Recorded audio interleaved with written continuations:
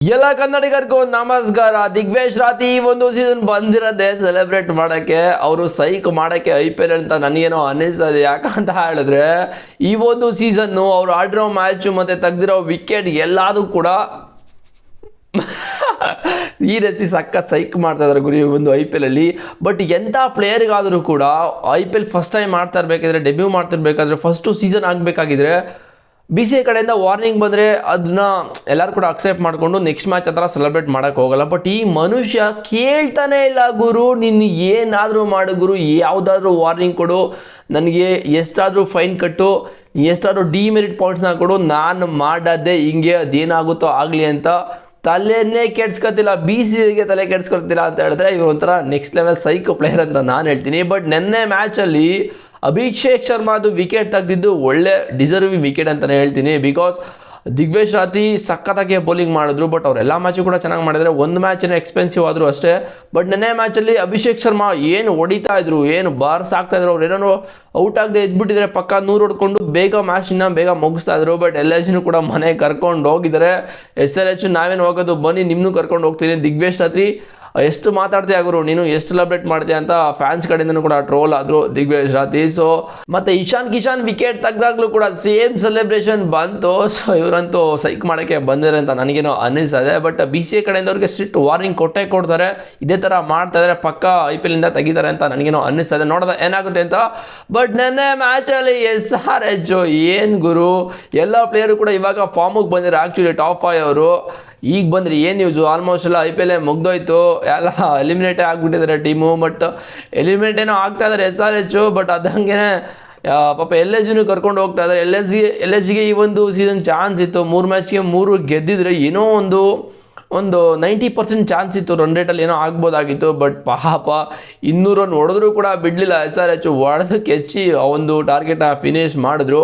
SRH ಟಾಸ್ನ ಗೆದ್ಬಿಟ್ಟು bowling ಮಾಡ್ತೀನಂತ ಬಂದ್ಬಿಟ್ಟು ಏನು ಗುರು ಹೊಡ್ಸ್ಕೊಂಡಿದ್ದು Pat Cummins, ಯಾರಿಗೂ ಬಿಡ್ತಿಲ್ಲ ಮಾರ್ಷಲ್ಲಿ, ಎಲ್ರಿಗೂ ಕೊಡ್ತಾ ಇದ್ದಾರೆ ಏಟ್ಗಳು. ಮತ್ತು ಈ ಕಡೆಯಿಂದ ಎಡಮ್ ಅಕ್ರಮ್ ಕೂಡ ಒಳ್ಳೆ ಸೆನ್ಸಿಬಲ್ ಕ್ರಿಕೆಟ್ ಆಡ್ತಾ ಇದ್ರು. ಬಟ್ ಆ ಕಡೆಯಿಂದ ಮಾರ್ಷು ಬಾರಿಸ್ತಾ ಇದ್ದಾರೆ. ಬಟ್ ಅದು ಬಾರ್ಸೋಕ್ಕೆ ಇಬ್ಬರು ಆ ಒಂದು ಸ್ಕೋರ್ನ 60 ಹೊಡೆಯೋಕ್ಕೆ ಕಾರಣ ಆಗಿದ್ದು ಯಾರು ಅಂತ ಹೇಳಿದ್ರೆ SRH ಕಡೆಯಿಂದ ಇಶಾನ್ ಕಿಶನ್. ಸೊ ಇಶಾನ್ ಕಿಶನ್ ಯಾವಾಗ ಅವ್ರಿಗೆ ಚಾನ್ಸ್ ಕೊಟ್ಟರು, ಇಬ್ಬರು ಕೂಡ ಅರ್ಲಿ ಔಟ್ ಆಗ್ತಾಯಿದ್ರು. ಆ್ಯಕ್ಚುಲಿ ಒಂದು 5 ರನ್ ಇರಬೇಕಿದ್ರೆ. ಬಟ್ ಇಬ್ಬರಿಗೂ ಚಾನ್ಸ್ ಕೊಟ್ಟರು, ಒಂದು ಸ್ಟೆಂಪಿಂಗ್ ಬಿಟ್ಟು ಒಂದು ಕ್ಯಾಚ್ ಬಿಟ್ಟರು, ಅಲ್ಲೇ ಮ್ಯಾಚ್ ಕೂಡ ಟರ್ನ್ ಆಯಿತು. ಬಟ್ ಹೊಡೆದ್ರು ಮಿಚೆಲ್ ಮಾರ್ಷು ಸರಿ ಹೊಡೆದ್ರು ಮಗ.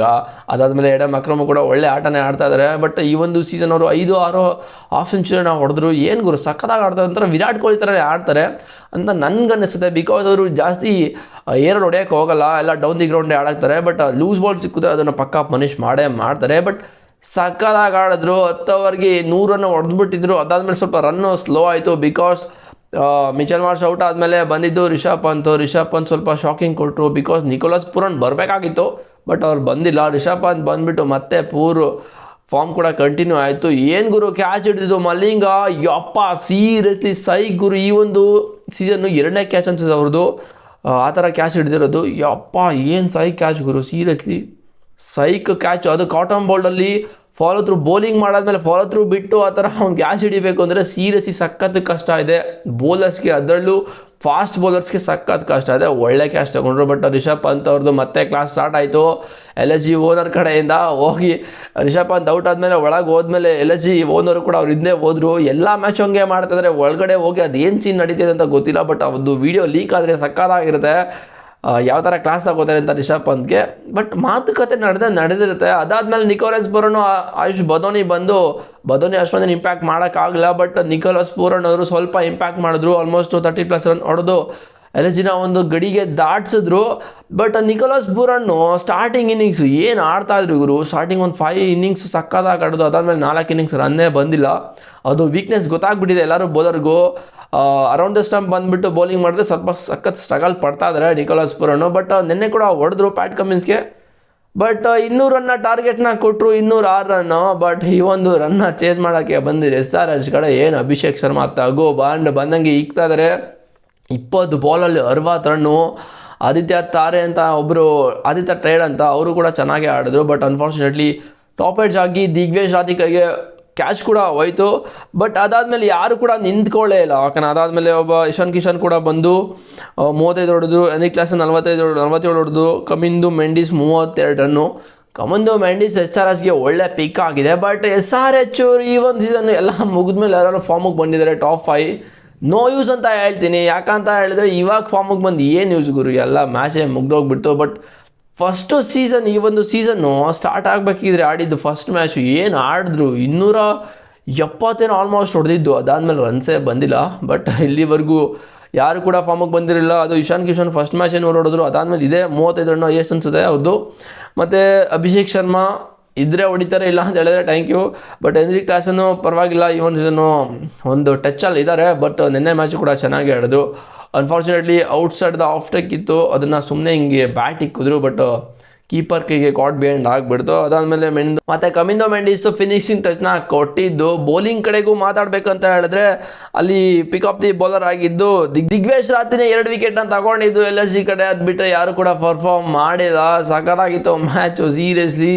ಬಟ್ RCBಗೆ ಇದೊಂಥರ ಅಡ್ವಾಂಟೇಜ್ ಅಂತಲೇ ಹೇಳ್ತೀನಿ. ಬಿಕಾಸ್ LSG ಇನ್ನು ಚಾನ್ಸ್ ಇತ್ತು, ಬಟ್ ಇವರು ಸೋಲ್ತಾರ ನೋಡಿದ್ರೆ ಸ್ವಲ್ಪ ಇವರು ಡೌನ್ ಆಗಿರ್ತಾರೆ. ಸೊ RCBಗೆ ಇದೊಂಥರ ಅಡ್ವಾಂಟೇಜ್ ಇದೆ ಟಾಪ್ 2 ಅಲ್ಲಿ ಫಿನಿಶ್ ಮಾಡೋಕ್ಕೆ. ಒಂಥರ ಲಾಟ್ರಿ ಅಂತಲೇ ಹೇಳ್ಬೋದು. LSG ಕಡೆ LSG ಮೇಲೆ ಎಲ್ಲರೂ ಕೂಡ ಡಾಮಿನೇಟ್ ಮಾಡ್ತಾರೆ. RCB ಏನಾದ್ರು ಡಾಮಿನೇಟ್ ಮಾಡಿದ್ರೆ ಈ ಒಂದು ಸೀಸನು ಟಾಪ್ 2 ಅಲ್ಲಿ ಇರ್ಬೋದು. ನೋಡೋದ ಏನಾಗುತ್ತೆ ಅಂತ. ಸೊ ನಿಮ್ಗೇನು ಅನ್ನಿಸ್ತು ನಿನ್ನೆ ಮ್ಯಾಚಲ್ಲಿ? ಬಟ್ ದಿಗ್ವೇಶ್ ರಾತಿ ಬಗ್ಗೆ ಹೇಳಬೇಕು ಅಂತ ಹೇಳಿದ್ರೆ ಸಖತ್ ಕಿರಿಕ್ ಮನುಷ್ಯ ಗುರು, ಇವ್ರನ್ನ ಎದುರಾಕೊಳ್ಳಂಗೆ ಇಲ್ಲ. ಬಟ್ ಲಾಸ್ಟಲ್ಲಿ ಇದೆಲ್ಲ ಕಾಂಪ್ರಮೈಸ್ ಆಗಿಬಿಡ್ತು ಅಭಿಷೇಕ್ ಶರ್ಮಾ ಮತ್ತು ರಾತಿಗೆ. ಹಿಂಗೆ ಆಗುತ್ತೆ ಅದು. ಈಟಲ್ಲಿ ಏನೇನೋ ಮಾಡಿಬಿಡ್ತಾರೆ, ಆಮೇಲೆಲ್ಲ ಸರಿ ಹೋಗ್ಬಿಡುತ್ತೆ. ಬಟ್ ಡಿಸ್ಕ್ರಿಪ್ಷನಲ್ಲಿ ಟೆಲಿಗ್ರಾಮ್ ಲಿಂಕ್ ಇದೆ, ಹೋಗಿ ಜಾಯ್ನ್ ಆಗಿ. ಲೈವ್ ಅಪ್ಡೇಟ್ಸ್ ಎಲ್ಲ ಸಿಗ್ತಾ ಇರುತ್ತೆ. ಮತ್ತು ಚಾನಲ್ಗೆ ಸಬ್ಸ್ಕ್ರೈಬ್ ಮಾಡಿಲ್ಲ ಅಂದರೆ ಮಾಡ್ಕೋಗೋರು ಆಗಿದ್ರೆ ನೆಕ್ಸ್ಟ್ ವಿಡಿಯೋದಲ್ಲಿ ಸಿಗ್ತೀನಿ. See you boys.